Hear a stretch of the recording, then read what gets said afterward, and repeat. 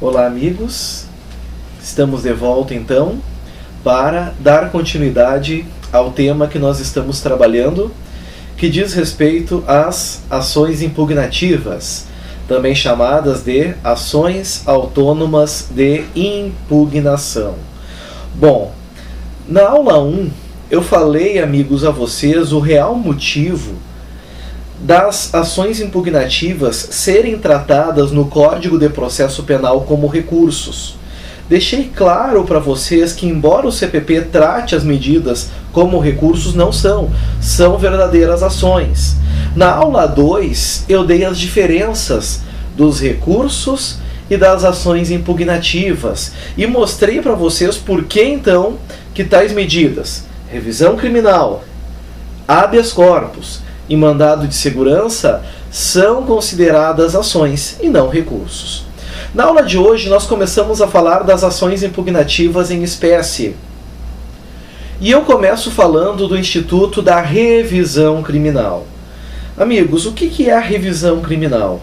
Revisão criminal é uma ação impugnativa de cognição sumária destinada a atacar a coisa julgada. Olhem que legal que eu estou falando. A revisão criminal, ação impugnativa, ela tem por natureza desconstituir a coisa julgada, assim como a ação rescisória em matéria civil. A rescisória também não tem essa característica, modificar, desconstituir a coisa julgada. A revisão criminal, meus amigos, ela também tem. Tem a mesma razão, tem o mesmo motivo. Mas, professor, a Constituição Federal não diz que a lei não excluirá, não prejudicará o direito adquirido, o ato jurídico perfeito e a coisa julgada? Como então nós temos medidas que ferem a coisa julgada, que podem modificá-la? Gurizada, meus amigos, vocês têm que se lembrar de algo muito importante, que os princípios constitucionais, eles não se contradizem, mas eles se harmonizam. Se por um lado a coisa julgada é imutável, por outro, a Constituição mesmo diz que o Estado tem que indenizar as pessoas por um erro judiciário. Então vocês têm que lembrar que é preciso existir na Constituição ferramentas, mecanismos que possam reconhecer esse erro judiciário e modificar a coisa julgada. E isso não vai ferir a Constituição, porque está exatamente de acordo com ela. Agora, é claro, não é, amigos, todos os casos, todas as circunstâncias que a revisão criminal será admitida, que será possível modificar a coisa julgada. Não. Apenas alguns casos se admite. E aí, meus amigos, então, qual é a primeira grande coisa que eu vou falar para você sobre revisão criminal? Primeiro, sobre a possibilidade jurídica. Qual é a possibilidade jurídica de uma ação de revisão criminal que possa trazer a modificação da coisa julgada? Amigos, em primeiro lugar, vocês têm que lembrar que a revisão criminal é uma ação favor-rei. O que isso quer dizer? Ser uma ação favor-rei. Só se admite revisão criminal em favor do réu, em favor do condenado. Olhem bem a frase. Não se admite revisão criminal pró societatis, só em favor do condenado. Professor, como sabes disso? Como eu sei disso? Bom, se tu pegares o teu Código Penal, aliás, o teu Código de Processo Penal, no artigo 621, tu vais perceber que esse artigo traz dois grandes recados para nós. Primeiro, pessoal, a revisão dos processos findos, lá no caput do 621. O que é um processo findo? É um processo que transitou em julgado. Até aí tudo bem. Agora, se vocês forem olhar os incisos, vocês vão chegar a uma outra conclusão. Olhem lá. A revisão dos processos findos será admitida. Inciso 1. Quando há, olhem aí, sentença condenatória for contrário ao texto expresso da lei penal ou evidência dos autos. Inciso 2. Quando há sentença condenatória se fundar em exames, documentos ou depoimentos comprovadamente falsos. E inciso 3, quando após a sentença se descobrirem novas provas de inocência em favor do condenado, ou circunstância que permita autorize diminuição especial de pena. Então percebam que nos 3 incisos exige a condenação.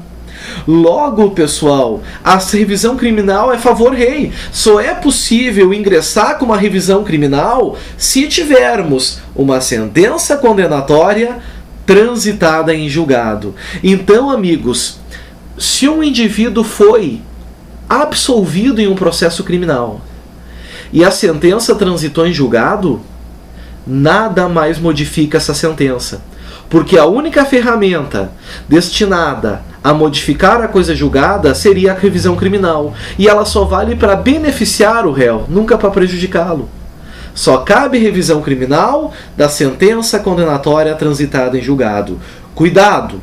A doutrina e a jurisprudência estão praticamente pacificadas já, no sentido de ser cabível também a revisão criminal quando se tratar de sentença absolutória imprópria. Sentença absolutória imprópria. Vocês lembram que sentença é essa? É aquela em que o juiz absolve o réu, mas determina uma medida de segurança. Também é cabível. Ok, pessoal? Lembrem bem disso. Outra coisa importante que vocês têm que cuidar da revisão criminal. Falecendo o condenado, pode, amigos, ingressar com a ação o famoso CAD, cônjuge, ascendente, descendente, irmão. Eles sucedem o condenado na revisão criminal. Outro cuidado importante. Lembrem bem, meus amigos, que a revisão criminal é um instituto, certo?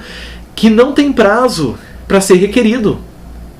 Ao contrário da ação rescisória, que tem um prazo de até 2 anos para se requerer, a revisão criminal, pessoal, ela pode ser requerida a qualquer tempo.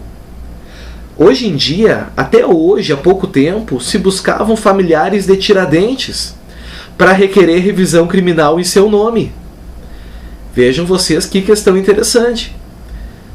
A qualquer tempo admite-se a revisão. Outra característica importante, meus caros, a revisão criminal ela só pode ser requerida uma única vez. Se for possível requerer de novo, só se surgirem novas provas. Lembrem isso que é importante também. Revisão criminal, uma única vez. Porém, havendo novas provas, é possível requerer novamente. Existe uma autora chamada Ada Pellegrini Grinover, que ela traz uma situação bem bacana. Ela diz que em alguns casos específicos, olhem bem, em alguns casos específicos, é possível, senhores, requerer a revisão criminal pela mesma prova, desde que se consiga analisar essa prova sobre outro enfoque. Então, por exemplo, o motivo da condenação, amigos, foi um fio de cabelo. Depois de algum tempo, o exame de DNA pode analisar esse fio de cabelo sobre outra perspectiva. Pode ensejar uma revisão criminal. Certo? Cuidem isso também. Isso é importante. Revisão criminal, amigos, ela é sempre contra o Estado. Mesmo que tenha sido um crime de ação penal privada. Um crime de ação penal privada. Foi condenado o querelado. A decisão transitou em julgado. Ainda assim cabe revisão criminal e é contra o Estado. O caso é que o Código de Processo Penal proíbe o pagamento de uma indenização quando a ação tivesse sido meramente privada. Existe crítica sobre isso, porque na ação penal privada a grande diferença da pública é a titularidade. Mas quem processa o querelado é o Estado, quem condena é o Estado, quem executa é o Estado. Então quer dizer que quando o Estado erra, nesses casos não cabe indenização. Complicado. Existem grandes críticas quanto a isso também.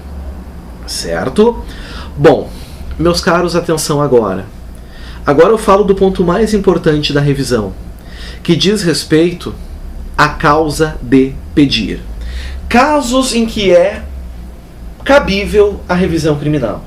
Que casos são esses?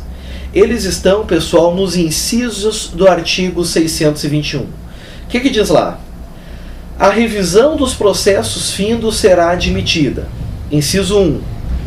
Quando a sentença condenatória for contrária ao texto expresso da lei penal ou à evidência dos autos.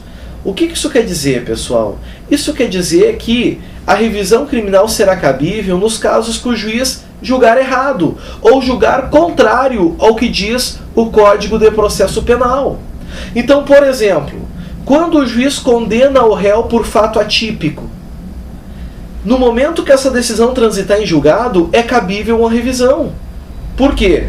Porque o juiz julgou conforme diz o Código Penal, ao contrário.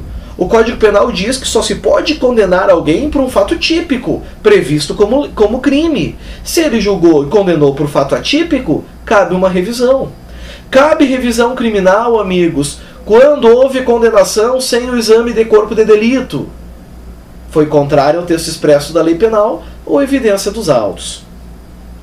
Reza o inciso 2 que a sentença condenatória for contrária a depoimentos, exames ou documentos comprovadamente falsos. Mesma coisa, amigos. Estamos diante de um depoimento falso, certo? Uma testemunha que mentiu e depois se retratou, cabe revisão criminal. Mas cuidado aqui. 2 cuidados nesse inciso 2. Primeiro, não basta ter um daqueles elementos falsos dentro do processo. O que diz o inciso 2? Quando a sentença condenatória se fundar, ou seja, tem que ser o fundamento da sentença. Então o juiz tem que ter se baseado naquele depoimento falso, naquele exame falso, naquele documento falso para proferir a sentença. Aí sim é cabível a revisão, certo?